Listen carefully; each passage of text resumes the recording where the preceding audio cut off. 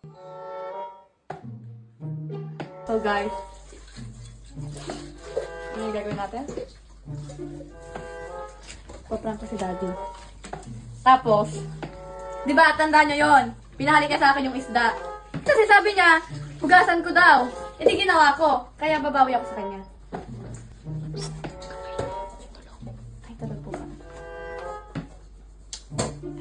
Ano kayang lasa mo, te? Okay.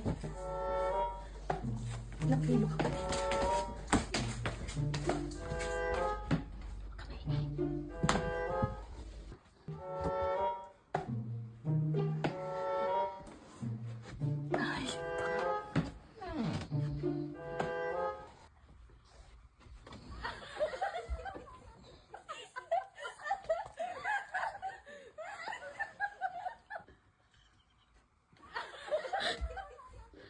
Uy!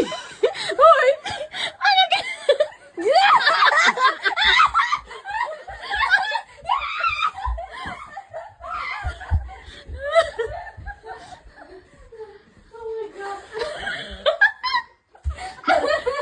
Ano ini-imagine mo nung kinikiss mo?